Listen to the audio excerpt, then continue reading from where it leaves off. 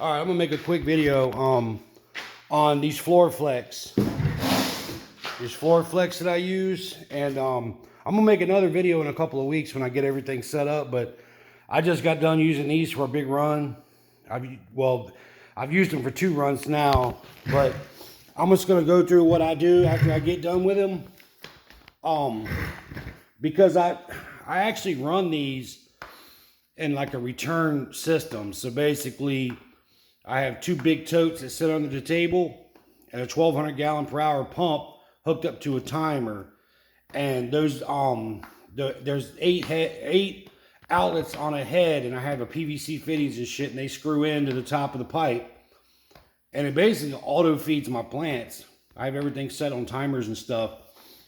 I've done flood and drain, cocoa, DWC. I've done all that shit, man. And this by far to me is the easiest and the simplest. Like for a production. You know what I'm saying? Like if you're just growing like a handful of plants, then it might not be for you. But for doing what I'm doing, like running a shitload of plants for, you know, making seeds and other shit, this to me just made more sense than anything that I've ran. I don't have to adjust the pH because it's in soil. And it's kind of like a hybrid recirculating almost. And I think that was the advantage of me running so many different systems, is I was able to adapt. And I'm not even sure if people do this, but it's something that I started doing and I love it. So basically the Flora Flex just recirculates. So what I have here when I get done with them is I have this. It's hooked up to a compressor in the corner. And I just bring these shits home and do them at the house. And anyway, what I have is this little tip right here, and it actually fits into the hose perfect. So all I do is just stick it into the hose. Because see, sometimes you'll get like little pieces of trash and dirt and shit will get stuck in these lines, and you kind of gotta clean all this shit out. You don't want to start a new run having any kind of little clogs or whatever. So basically there it is. The hose is stuck in there. See that? This is like the perfect size. And I just kind of hold it on the tip, and then I just blow it. Just for a few seconds. And what that does is it cleans out all the shit that's in there. So if there's any little debris or trash or whatever, so now I got like a brand new setup for the next run. So this one's good to go. It's all cleaned out. So I do them like that, and then there's the heads right there, and I'm gonna screw the top off and show you. So basically it's got like these little pieces on here, and I run 4x4 4x8 tables, and you know what I'm saying. So there's one of these every like 18 inches. And it runs right down the center. So the hoses actually fit perfect from side to side. So I run these straight down the center. But I'll get more into that in the next video. I'm going to set all that up and show you guys what I do. For you guys that grow in dirt, and a lot of times, a lot of guys will have issues with growing in soil, and you don't know how much to water. And, you know, what I've learned is that instead of doing like a feed, water, I find it more simpler to just feed them every time. And when I recirculate the nutrients through the pots back into the solution, I could actually check the ppm, so I could have 800 going in, 800 coming out. So I know my plants are eating 800, and if they start showing any kind of weird over nutrients or under, then I could just make the adjustments until I dial the plants in. It's really pretty simple. You know what I'm saying? So I feed them twice through every light cycle, and I've never had any problems. And I've done 2 runs with it, and the shit's fucking amazing. So if you want a simple, super simple solution to like you guys that grow in dirt, that don't feel like getting underneath the scrog and watering plants and all that, I'm telling you, this is the shit. These fucking things are super easy to set up. And a lot of guys use the blue mats, but you can have problems with those if they don't sense the moisture enough and all that bullshit. This way you can control exactly how you want to feed your plants. You know what I'm saying? So I don't normally do between 800 to 900 ppm in veg, no matter what stage they're in. Now that's what the lights that I use. If you're using a blurple light or a little bit of a less light, then you're probably going to want to maybe drop it down some.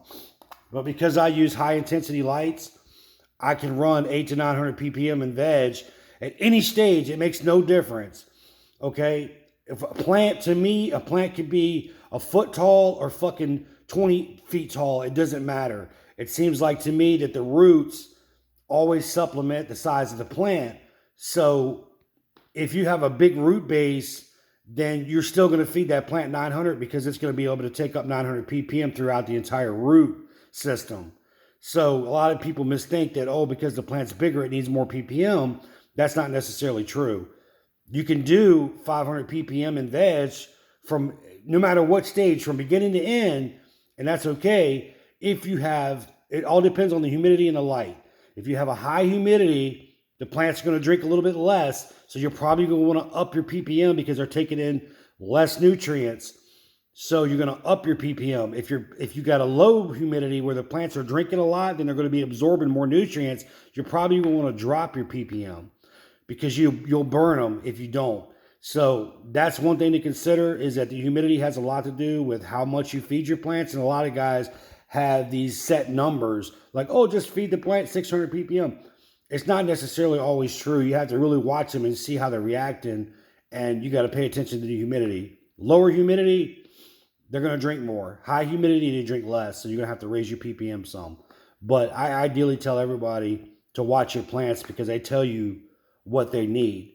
You know what I'm saying? And it's hard. It's kind of hard. It's really, to me, it's hard to burn a plant in veg unless you're just really fucking up. You know what I'm saying? So anyway, this is the floor. This is the cap part, and I'm gonna screw this off now and show you what's inside. These came with the regulators, but I took them all out. And there's the cap, and then there's the inside. See that? And basically the water comes in from underneath, it fills them up, and then they go out through the side. So all I do is take this little, let's see if I can do this. I just take the, it's hard to hold the fucking phone. But anyway, I just take this nozzle and just stick it in each one of those little holes and just pull it and go. And that's it. And it just blasts out whatever little pieces of trash or whatever's in there. And I've learned to put a filter, on the pump that goes from the res to the big pipe that goes into that these are screwed into. So I started doing that, put a big filter on it. You have to change the filter a little bit more. So normally I can fill because I run 260-gallon reservoirs, and I can normally not even fuck with these plants for about 10 days at a time. I can just leave them alone. So that's the benefit to this. And the less, and I'm going to tell you, people that fuck with their plants all the time typically fuck their plants up. The less you pay attention to a plant, the better it is. Because you think, oh man, something's wrong with it, blah, blah, blah. I got a little fucking spot over here. And then you start dumping all this shit at it, and the plant, it gets worse. A lot of times, a lot of that shit's normal. You know what I'm saying? Leaves die. Fuck, there's not a plant on the planet that doesn't have leaves that don't die. I mean, shit happens, you know what I'm saying? But what you really want to pay attention to is new growth on a plant when you're growing. You want to pay attention to the new growth. New growth tells you everything. So if you've corrected a problem and you got new growth coming out that all looks good, then you're good to go. If you got new growth coming out all twisty and fucked up, and you get that the ram horn, the claw, and all that shit, then you probably need to back off on the nitrogen. You know what I'm saying? And a lot of that comes from newts that are like unbalanced in nitrogen versus, you know what I'm saying, whatever else. So you got NPK in all your nutrients, and if you're using something with a really, really high amount of nitrogen and your phosphorus and your other shit's fucked up, then I use Dynagrow. My buddy turned me on to it. I used to use all general hydroponics, but it was a little bit too salty for my taste, trying to run it in recirculating. So I switched to Dynagrow, and I never looked back. That shit's fucking good, man. I love it. So anyway, I just wanted to talk about how I do these, and I got a tote full and a bucket, and I got these over here. So these are already been done, so these are ready to go back. So I'm going to run through these, probably take me about an hour and a half, get all this shit done, and then it'll be ready for the new system to hook it all back up and ready to go. So I'll make another video in a couple of weeks when I get that system set up, and I'll do a run through on all of it and show you guys. But for you dirt growers, man, I'm telling you, this shit is the shit, like legit. This is as good as it gets from all the systems and all the shit that I've tried to use. And you don't have to do any guesswork figuring out, oh man, how much does this plant need, or how much? No, they all get the exact same amount. You know what I'm saying? The pump comes on, I run 3 minutes on, lights come on, I run 3 minutes. 30 minutes before lights come on, so the plants have already been fed. They wake up, they start eating right away. And then I go in and I check the plants periodically throughout the next 2 or 3 days. And I'll check them like at 4 o'clock, 5 o'clock, 6 o'clock. My lights come on at noon, or 11 a.m. So I'll check them at 3 o'clock. If the pots start feeling really light, then I know that they need that extra 2-minute or 3-minute cycle. So you have to pay attention for like the first 3 or 4 days when you set this shit up. Then you set your timers and you fucking forget about it. You know what I'm saying? Everything's good to go. Your humidity in the room, as long as it stays the same, then you can pretty much guarantee that that's how those plants are going to feed throughout their cycle.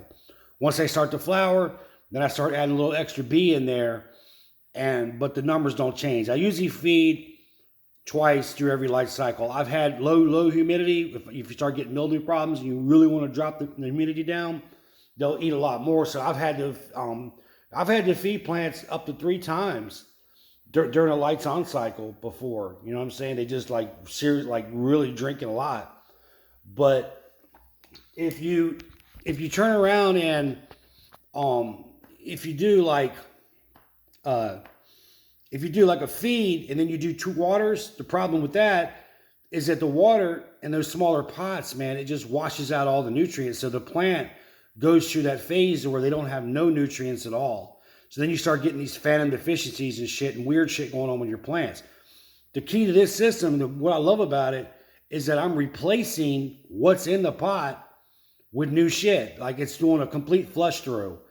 So if you have 800 ppm in the pot, and as long as you do enough runoff that comes out, but see, I'm not wasting that runoff because it's going right back into the totes. You see what I'm saying?